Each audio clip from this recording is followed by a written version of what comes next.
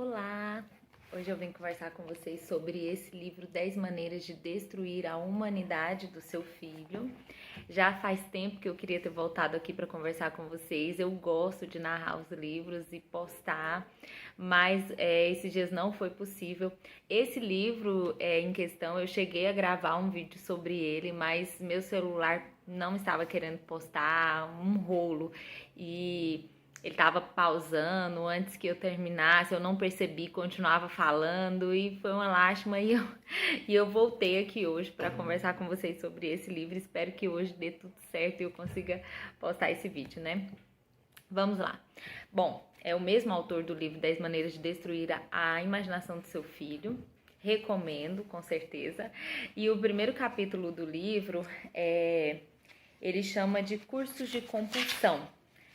E ele vai enfatizar muito que a educação, ela se faz na convivência diária, né? No relacionamento entre pais e filho. E ele vai começar contando, já nas primeiras páginas, a história de um garoto chamado Harvey. E essa história ele tirou do livro Capitão Coragem, do autor daquele livro bem famoso, O Livro da Selva, Kipling. Inclusive o Livro da Selva a gente tem aqui em casa, é muito bom, mas esse ele tirou do livro Capitão Coragem. E ele conta a história desse garoto, uma parte da história, uma pequenina parte, dizendo que ele foi fazer uma viagem, um cruzeiro com a sua mãe, e durante esse cruzeiro ele passou mal, ele sentiu o estômago enjoando e ele foi até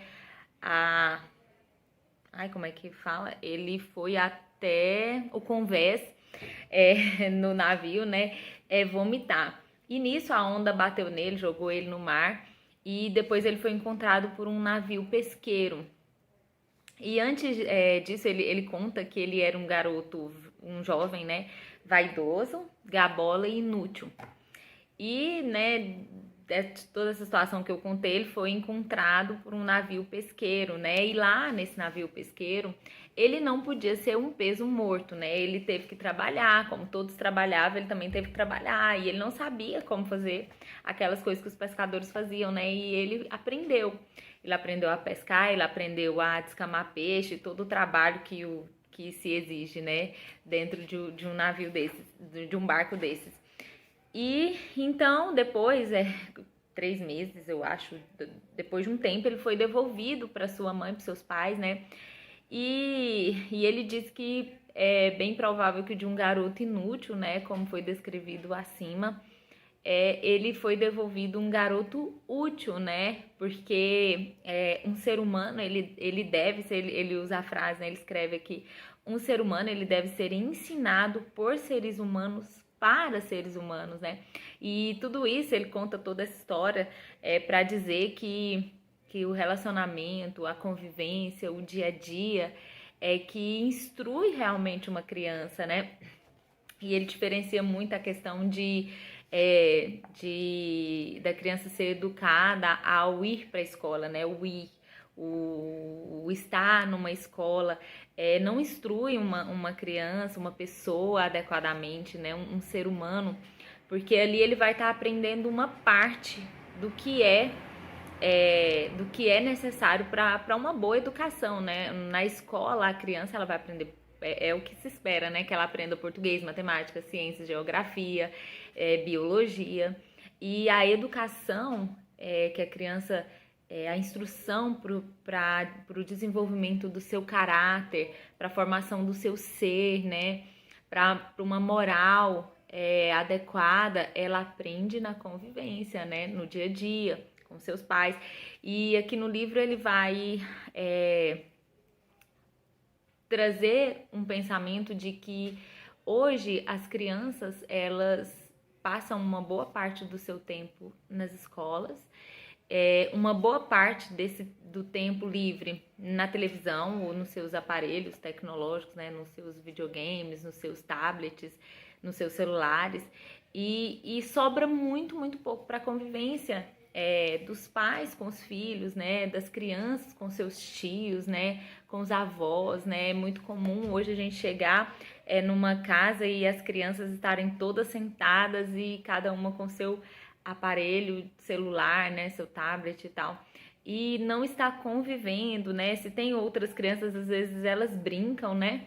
Mas se não tem, se é uma criança, duas, elas não ficam no ambiente onde os adultos estão, né? Ali sentadas, e isso faz parte do desenvolvimento, né? De uma personalidade, de um caráter. E ele vai trazer esse ponto e vai nos fazer pensar e refletir sobre isso, né?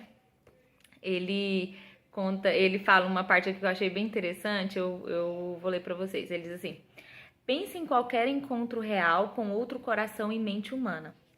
Pense em um garotinho sentado nos joelhos do avô, olhando em seu rosto e escutando a história de como o avô andou pela Itália, ganhando o pão, o azeite e uma cama enxuta, jogando beisebol para italianos que nunca tinham visto o jogo. Esse homem era meu amigo, um parente distante de Abraham Lincoln, que teria gostado do passeio, sendo ele também dado a aventuras e viagens. Quem seria tolo de sugerir que o menino estaria melhor na internet, pesquisando a palavra-chave Itália? A complexidade real do encontro humano faz a tela, com toda a sua densidade tecnológica, parecer uma faca de pedra ou um graveto. Uma faca de pedra ou um graveto com ponta, mas o valor desse encontro está bem acima da mera complexidade. Ele toca o coração, se mistura ao amor e à admiração. E hoje se perdeu muito a questão assim de nós sabemos, né, as histórias dos nossos avós, dos nossos tios, né, da sua infância, de como foi. E é tão gostoso isso, assim, outro dia nós recebemos alguns parentes aqui em casa de outro estado, né? E eles vieram e, assim, conversando, e meu esposo lembrando, assim, da infância, né? Foi um dos primos dele, né?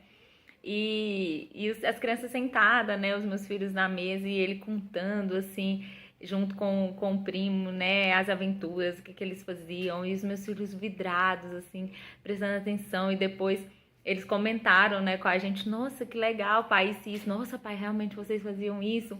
E deu, assim, e foi muito gostoso aquele momento, né?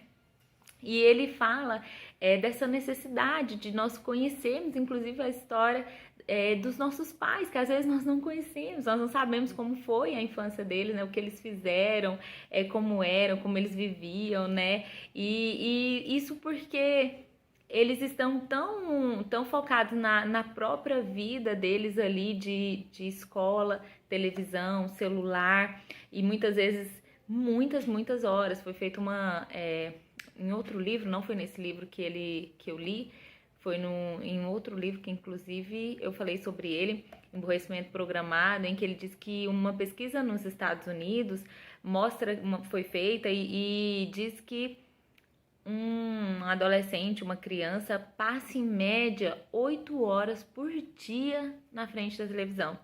Na época que a pesquisa foi feita, não era tão comum os tablets e celulares, né? Então o foco foi a televisão. E assim, eu acho que aqui no Brasil esse número pode até ser maior, né? E eu fico pensando qual o tempo que sobra, né, para os relacionamentos entre pais e filhos, né? Com outras crianças também. Hoje a gente vê assim que as crianças, muitas delas, nem sabem mais brincar, elas querem mesmo ficar trancada no quarto, né? Isso tem sido muito comum e ele vai trazer esse ponto, né? E ele vai mostrar de alguma forma o quanto isso é prejudicial para a formação do caráter, né, de um ser humano. Ele vai citar a questão aqui de que antes o foco da educação, a educação antiga focava na construção do homem integral, do homem todo. Porque uma pessoa, ela não vai ser só a profissão que ela exercer no futuro, né? Por exemplo, se a minha maior preocupação for que meu filho vá para uma boa escola, uma escola em que ele vai conseguir passar no vestibular e se tornar um advogado, né? E ser muito bem remunerado, ele não vai ser só um advogado, ele vai ser pai, ele vai ser amigo de alguém, vai ser filho. Existem muitas outras áreas na vida dele que precisa ser formada, e não somente a área profissional, né? Nesse livro do C.S. Lewis, A Abolição do Homem, ele vai falar muito sobre essa educação materialista, né, que é o foco da educação moderna, né, e ele cita aqui, inclusive, ele faz uma citação de Aristóteles e Platão, que vale muito a pena ler, de como eles viam que era a educação, né, e eu vou ler para vocês. Aristóteles diz que o objetivo da educação é nos deleitarmos e sofrermos com as coisas que nos devem causar deleite ou sofrimento. Ao chegar à idade do pensamento reflexivo, o aluno que foi assim treinado em afeições ordenadas ou sentimentos justos terá facilidade em descobrir os primeiros princípios da ética. Mas para o homem corrupto, tais princípios jamais serão visíveis e ele não poderá ter progresso algum nessa ciência. Platão disse o mesmo antes dele. O homem, ou humano, não terá a resposta correta a princípio. Ele terá que ser treinado para sentir prazer, gosto, desgosto e raiva daquelas coisas que sejam realmente prazerosas, agradáveis, desagradáveis e odiosas. Na República, o jovem bem-nutrido é uma pessoa que veria com mais clareza aquilo que está errado em obras mal feitas do ser humano, ou em obras deformadas da natureza, e com desgosto justo ele censuraria e odiaria o feio, mesmo ainda na mais tenra idade, e renderia graças à beleza, recebendo-a em sua alma e sendo nutrido por ela, de modo que ele se tornasse um homem de coração gentil. Tudo isso antes mesmo de ele ingressar na idade do raciocínio, de modo que quando a razão introduzir-se em sua vida, então, graças à forma como foi criado, ele estenderá as mãos para dar as boas-vindas e reconhecê-la, por causa da afinidade que tem com ela, né? Então, esse jovem que foi bem nutrido, que foi bem educado, não só em um aspecto da sua vida, mas em todo ele, né? Em todo o aspecto necessário para a formação de um homem, né? De um ser humano, o intelecto, o emocional, o físico, o espiritual, que tem sido deixado de lado e negligenciado nos nossos tempos, né? Porque o foco hoje é a educação materialista, é o homem como seu próprio Deus, né? Então, por que se preocupar com o lado espiritual de uma criança, né? Se ele vai ser o seu próprio Deus, né? Então, aqui ele fala sobre essa educação para que a criança, para que esse ser humano, né, quando ele ingressasse na idade da razão, ele saberia render graças à beleza e ele odiaria aquilo que é feio, né? Ele saberia aquilo que é ruim. Mas não é o que nós temos visto hoje, né, na educação moderna. E nesse capítulo ele vai fazer uma crítica mesmo a essa educação com foco mesmo no material, né, materialista, com foco total no homem, né.